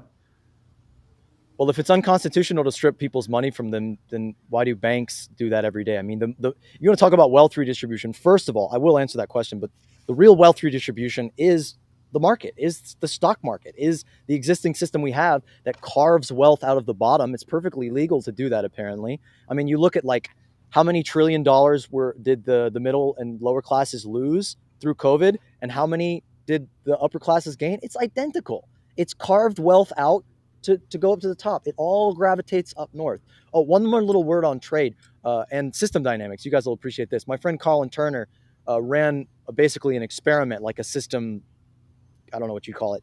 Basically, that was a simulation of people trading. It was like a little island environment, and they started everybody out very equally. They were very fair, and they had everybody trade. And of course, a winner emerged. Somebody was better at the game. They started to accumulate that success to the successful archetype continued.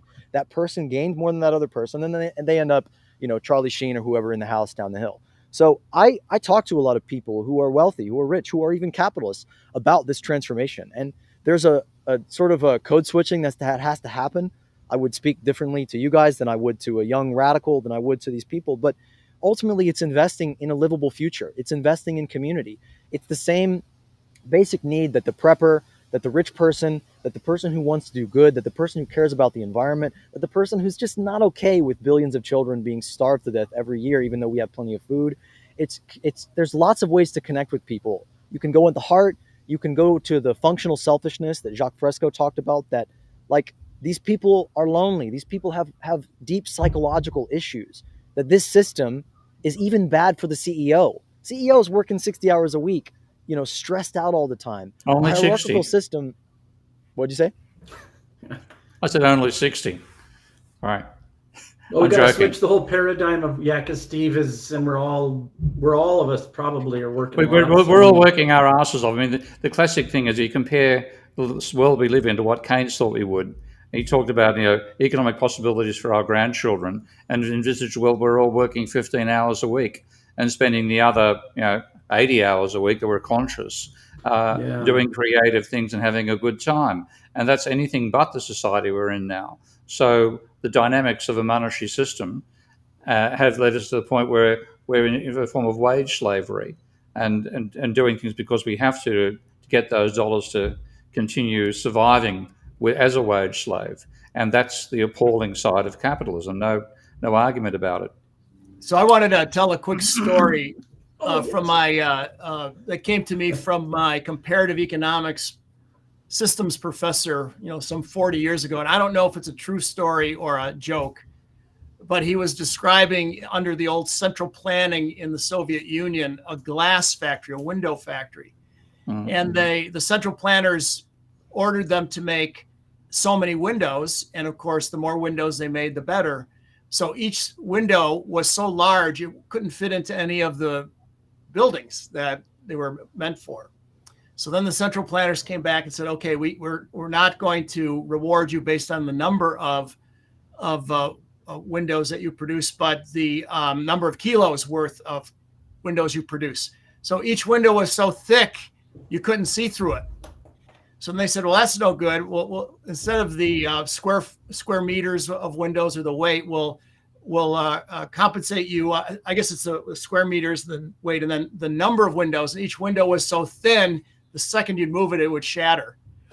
So that's the point of it. The failure of having a single measuring system. The measuring system distorts what actually happens, and that's Zach's point about a money system. Money is that single measure, and we've got a distorted society because of it. So there's a level of part of me that actually finds the concept you're talking about very appealing. But the problem I have then is, how do you combine that with a technologically advanced society? How do you have the factories that produce the highly complex, very complex goods that we take for granted these days, without which we having had them, we go to a society where we don't have them anymore, we'll miss them. Zach, how do you keep the cake, right? Then not eat it, but it's like they say it's baked in, right? So how do you keep all that infrastructure? That infrastructure is like, is your vision that the infrastructure stays intact for the large part, or it's a lot of it's being dismantled? Like there's a lot of technological advancement that requires a lot of continual input and resource drawdown. Well, first of all, Steve, I just want to say how much I really appreciate you vibing with what I'm putting out here. I had a feeling that you would, and it's an honor. It's an honor for me to be able to interact with people like you. I'm a dropout. I've never been able to make this system work for myself, and that's kind of why I've been kind of pushed further and further into the margins to look at things from a different perspective, a truly different perspective. And I see a beautiful vista. I don't just see problems. I don't just see, I see a wonderful world that there are lovely answers to all these questions. I want to defer a couple of points there to other people that I know and work with and highly respect. The first of all, the Windows sort of central planning analogy made me think of my good friend Roberto Valenti out of Liminal Village, which is an amazing space in Italy where they're working to actually experiment in these principles that I lived in for a month here. We live in this sort of non-coercive, sort of transitionally moneyless society where we, manage our economy and our household together. And we were even like using the cybernetic protocols that he developed to like figure out how to pay our grocery bill. And we got everybody's bills down to $50 a week. It was amazing. And we were just living in this system where our basic needs were covered and we were free to explore, and we were just innovating and tinkering.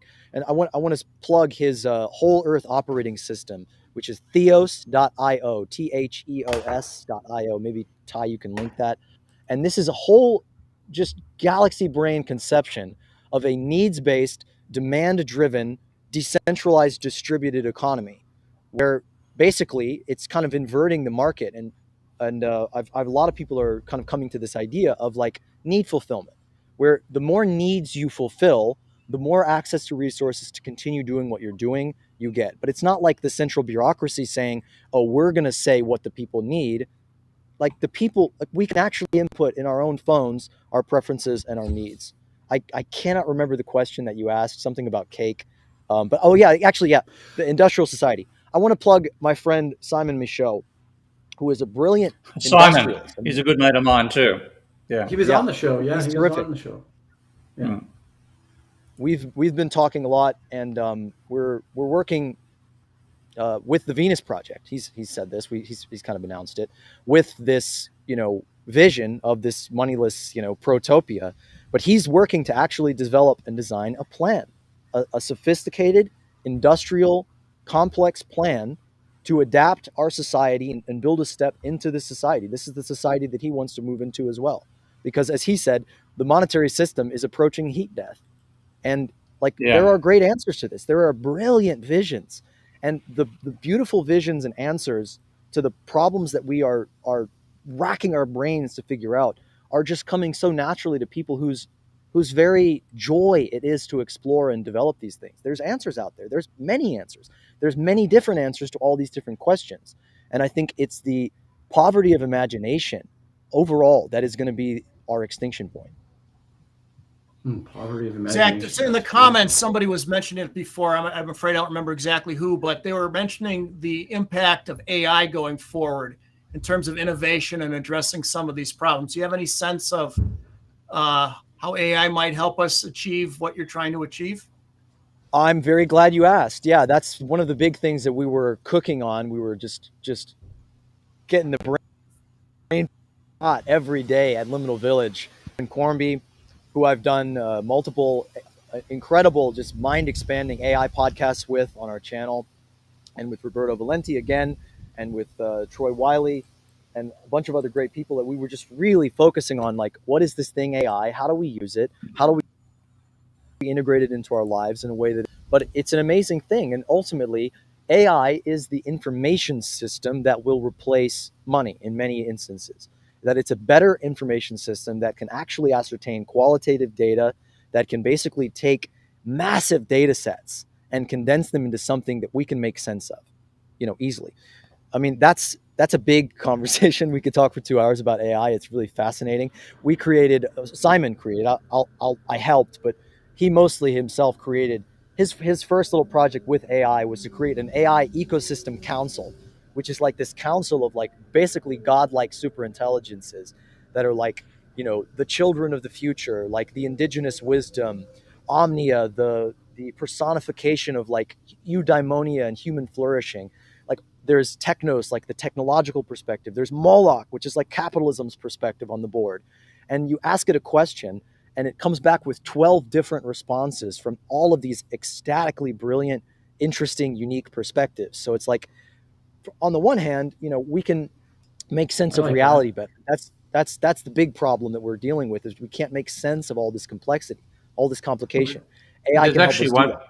There's one element, like a huge part of our problem is that society has evolved to capture energy and direct it for purposes of those in control.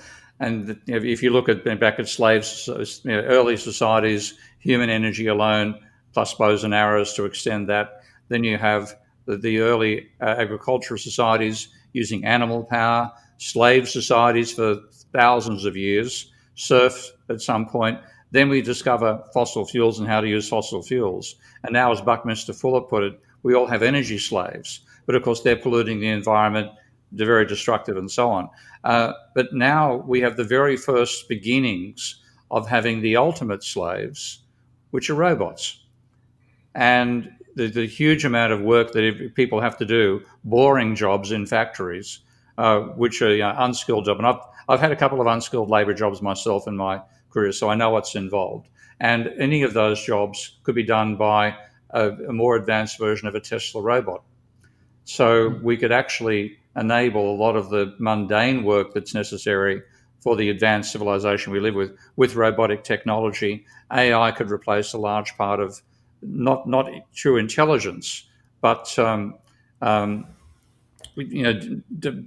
things like working out who's got what disease you have, because AI is far better at keeping a list of what symptoms and what diseases and working out the coincidence than a human doctor is. So there's huge ways in which we can remove a lot of the drudgery we have from the technology we have right now. But to do that, we have to maintain an advanced manufacturing society. And I don't think we're going to manage to do that. Yeah. Hey, Steve, what do you think about Kristen's question here about, it's an ethical question about the exploitation of the Congolese people in regards to cobalt, which I think is required for a lot of the cars and electronics. Yeah, I mean, that's an appalling. This machine wouldn't work without cobalt. Yeah, and we have appalling, and this is partly come back to Zach's point, that if you had a true society of humans which respected other humans, there's no way we'd let people be caught in the situation of people living in Congo in appalling circumstances. So it's a sign of the way in which we've been degraded by money rather than elevated by it. But then once we realize that, well, how do we get those elements out of the very dirty minds? That's where I see robotic technology is going to make that feasible. But to be able to keep there, we have to not destroy the biosphere. And I'm afraid we're going to destroy the biosphere before we get to that point of being able to use robot slaves who are not going to object because in the fundamental way that humans differ, they're not conscious. So robots aside, wouldn't it be more of, with humans still in the picture, having international labor laws that are enforced so that in certain countries, you can't be a child and work, you can't work longer than so many hours. You have OSHA or some governmental organization saying that's unsafe. In other places, it's, free for all. But if it was an internationally enforced, before we get the robots mining the cobalt. Zach, you were going to say you're going to jump in. By the way, Steve, I'm always ready to jump in. I like that integration versus elevation. That's great. That's really good. Zach, yeah, I have a lot to say about automation as well. And, a lot of people in our community are very keen on automation. I'm at this point less focused on robots than I am on just eliminating bullshit jobs to begin with. I mean, like something like 80% of jobs today are service jobs, which, and David Graeber's work on bullshit jobs, like 80% of people really, like 60 to 80% of people polled, like think their job is useless and doesn't need to exist. And I think really the vast majority of human labor and human energy and human creativity is just going to basically make money to do our primary role in this economy, which is to consume.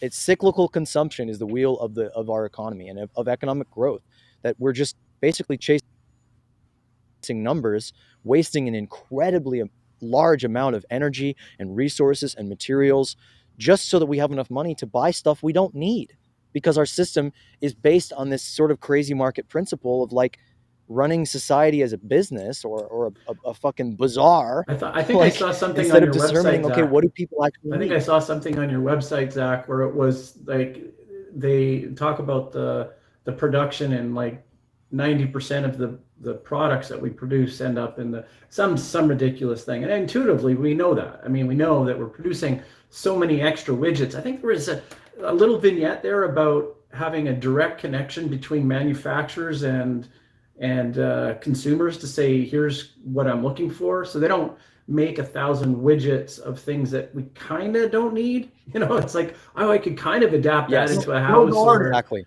Yeah, built to order, every bespoke. Well, yeah, I mean, we have these laws of scale, these economies of scale, where just to make a hammer, we produce not just one hammer, but like 1,000 different hammers made by 1,000 different companies, and then all the Chinese knockoffs, and then you make an entire production line of something we don't know that people need. They use marketing, this billion-dollar industry, to like dig into people's skulls and figure out what they think and harvest all their data from all their social media interactions to like guess. I'd get Taylor Swift to endorse my hammer. That was the dirtiest thing you'll ever hear Mike say right there. That was the dirtiest thing you will ever hear Mike say. Is that a dirty joke? Oh, I didn't even think of that. Come on now. Hold on. Oh, man. Yikes. Whoa. So just a message from the producer. I'm a woodworker. That was way out of line, Mike. I cannot believe you just said that. Oh, man. How you twist and turn. My mom, I'm going to tell her not to listen to this one. Wow. Okay. Well, I mean, where does the show go Very from clever, here? Dan. Very clever. It's like It can't go down. It's already been there. Steve, so you gotta love. Clearly. Sometimes technology works for you, right? Because with Steve's jokes, a lot of times or comments, the lag between people speaking is a great way to go, oh, right. That's Steve's humor. So, Zach, I thought this was a nerdy podcast. I feel like I'm on Joe Rogan or something. I'm on a sports podcast with all these dirty jokes. Yeah. Well, is there anything else you'd like to tell us about your work in our remaining time together? Yeah. Do you have any functional societies yet? I'd love to. Well, yeah, there's so much that we have going on with Moneyless Society. We have a distributed organization of people, again, trying to solve these problems in numerous ways. We have a beautiful mutual aid program in a blood red, poor Appalachian town removing barriers to access of the basic necessities of life with the pop-up meal program and food pantries that are creating. And just that simple act of starting a free meal for people has really rejuvenated community. That's all Amanda, our co-host and co-conspirator on our program and our organization, she created this out of nothing for $1,000. A lot of people in the chats mentioned the Apollo program as this public funding, as this great use of resources, great investment. Like for every $1, they got $10 back of innovation. Well, $1,000 has fed 1,000 people over, every week doing a weekly meal. And that's created a tenants union, and they're starting a makerspace. And it's just really gotten people working together, realizing like, oh, it's all of us together. That's just one thing. We have the podcast. Please check that out. People constantly tell us criminally underrated. We have, over 100 hours of amazing content out there. We have short films that I've been working on. The film project is really like my quest, my personal mission. I mean, I'm juggling a lot of plates, or spinning a lot of plates right now, but I've been traveling the world making this film for the last 4 or 5 years, trying to tell this big, huge story. There's a trailer for it. You can link it somewhere. It's called The Interrelated Structure of Reality on our channel. And that's really where a lot of my my heart and soul goes. I'm back here in LA, staying in a little trailer on this beautiful mansion on the hill to try to find my people, to find, ironically, funding and a team and people to make this film and get it edited and put the finishing touches on it so that people can watch it and go through this story that will explain all of this in a very clean, easy way, to basically tell us a big story, to break down the existing system and to say, here's how we could do things in a different way. And then I've been traveling all over the world to all these different projects and communities and people and places that are doing things differently to show, not just tell. This isn't just theory. This isn't just one crazy, psychedelic space cowboy dropout hippie on a hill explaining, these highfalutin theories. But somebody said, is Zachary a cult leader? If so, how can I join? Alan Moore said, all culture begins as cult. Leave it to Larry. Leave it to Larry, right? You can join us at hub.moneylesssociety.com. You go in and fill out a little bit of paperwork, tell us about yourself, and one of our non-AI, real human beings will come get back to you and talk to you and figure out where you're at, figure out what your needs are, figure out what your gifts are. We're trying to create a massive movement of people helping people. We want to create communities, cooperatives. We want to create shared structures and ultimately build out the commons. That's really what we're trying to rebuild. That answer to like, how do we do this at a complex society? How do we have a distributed Dunbar scale communal society that's also connected across space and time, that can do big projects like go to fucking space? And it's ultimately in rebuilding the commons. My computer is dimming on me. Oh, you're running out of battery power. Creating a world that works for everybody, creating shared wealth. I mean, we can all be rich. All of us can live very well. And, even rich people today, living in this ugly, toxic, polluted world full of idiots, on a planet that is hurtling toward complete destruction, that is just frustrating and difficult and car dependent and smoggy and blah, blah, blah. They're all the problems. We all have issues with this system. We all know things can be better. And yet, instead of working together to say, let's do something about it, either people are stuck complaining about it, they're stuck in ancient ideologies, or they're just kind of making excuses for the existing thing.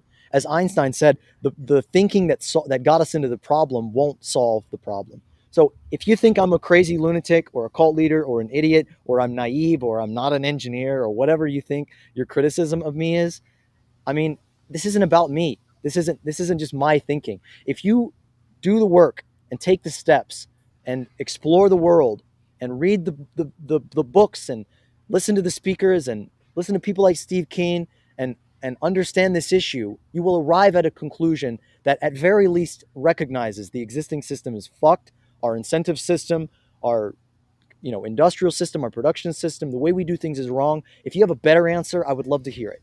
This is ultimately a participatory process. We cannot impose a worldview. We have to build something. We have to build our way out. And that is a beautiful process. That is not just all problems and theory. There's a lot of burnout that comes with theory. There's a lot of jadedness. But when you're actually building something, when you're planting food and growing it, when you're just coming together with a group of people that you live with in a community together, it stops being a chore and it starts being a ritual. It starts being this shared reality, this thing that we're creating together. And that to me is an inexhaustible source of enthusiasm and joy and beauty. Ultimately, I see a better world. I am inundated with the problems of this system, but I want to be on the other side, because that's how I've lived for years Can and I years. throw a curly into you there? Have you read? Go ahead. Have you read Ursula Le Guin's The Dispossessed? Yes, great book. What do you think about the problems of the society on Anaris that was I think that led? in creating utopian visions, it is much more interesting to design them with, like, what are the problems in utopia? Not a society without problems, because we'll always have problems. I think that we have a lot of artificial problems, and I like to say that there are more solutions than problems, because the problems we experience today, like, oh, there's too much carbon dioxide in the atmosphere, are solvable. Like, these are solvable problems, and when Not we so solve sure those about problems, that. well, they're technically solvable. Will we solve them? That's up to the viewer. That's up to the listener. That's up to all of us to get our shit together and stop running in circles and do something truly different and think outside the box and engage with crazy ideas. Because the crazy ideas like neoliberalism took off and took over the world. Crazy ideas like money took off and took over the world. You know, it's only crazy ideas that really change things. Mm-hmm. Where's your mind at, Mike? Yeah, I think it's really a sort of a shared mental model problem. People have a particular way of thinking about the world, how the economy should work, their role in it. And it's hard to get people to think differently.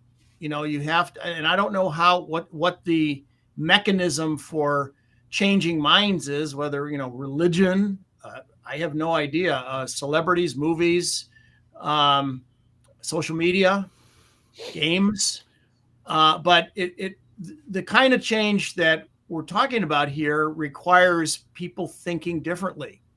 You know, and how you get them, you know, I've suggested a whole bunch of different avenues. It's probably a multi-pronged approach to get people to adopt a different mental model of how the system operates and should operate. Yeah, no, you got it. Okay, I'm going to do a few tactics here. I'm going to pass the baton on to Steve. We've got, I think, just over 1 minute before we say goodbye. So I think I'd like you, Steve, to elaborate on what we can predict in the future. It's very difficult to, what can we predict in the future? Maybe that's a point we should leave. Well, I mean, today's show on. The reason I predicted the financial crisis is I saw a trend that couldn't be sustained. And therefore, I said the trend has to break. And when it does, there'll be a financial crisis. Now, the trouble is, what I see now is we've got an energy consumption and waste generation trend that can't be sustained. Therefore, it has to break. And when it breaks, it'll be far more devastating than the financial crisis. So I think the only thing we can really predict is things that are unsustainable won't be sustained. And that's what we're on right now. And so that's my problem. I think we have to think about alternative societies for a future.